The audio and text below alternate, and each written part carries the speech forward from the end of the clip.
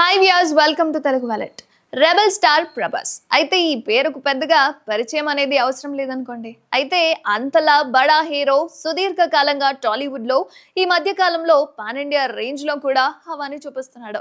ముఖ్యంగా బాహుబలి తర్వాత అయితే భారీ చిత్రాలనే చేస్తున్నాడు. ఇలా ఇటీవలే ప్రభాస్ కల్కి 2898 AD అనే సినిమానైతే చేశాడు. ఆ విషయం మనందరికీ తెలిసిందే. అయితే టైం ట్రావెల్ కథతో రూపొందిన ఈ సినిమాకు ఆరంభం నుంచే అదిరిపోయే స్పందన లభిస్తోంది. ఫలితంగా ఇది అత్యధికంగా వసూళ్లను రాబడుతుంది. ఈ నేపథ్యంలో కల్కి 2898 AD 10 రోజుల కలెక్షన్లపై మీరే ఓ లుక్ వేసుకోండి మరి. అయితే రెబల్ స్టార్ ప్రభాస్ నటించిన టెక్నికల్ వండర్ మూవీనే కల్కి 2898 AD. అయితే నాగశ్విన్ తీసిన ఈ సినిమాను వైజయంతి మూవీస్ బ్యానర్ పై అశ్విని దత్ నిర్మించారు. ఈ చిత్రానికి సంతోష్ నారాయణ్ మ్యూజిక్ కంపోజ్ చేశారు.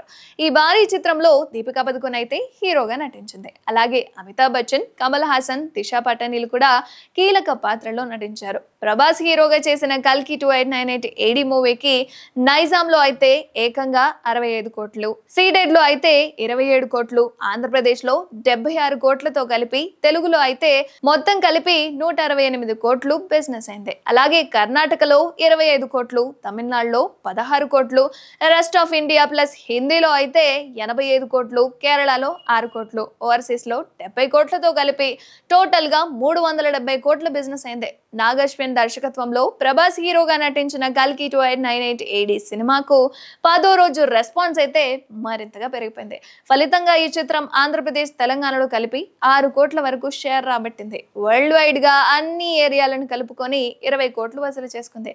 ఇలా 10 రోజుల్లోనే ఏకంగా 390 కోట్ల షేర్ తో పాటు 850 కోట్ల గ్రాస్ అయితే ఖచ్చితంగా రాబడుతుంది. ఇక మొత్తానికి చూసుకుంటే ఈ సినిమా 1000 కోట్లు దాటేలాగే కనిపిస్తోంది. కాబట్టి మీరు కూడా ఇప్పటి వరకు చూడకుంటే ఒకసారి లుక్ వేసుకోండి. మరి అప్డేట్స్ కోసం చూస్తూనే ఉండండి ఆ ఛానల్.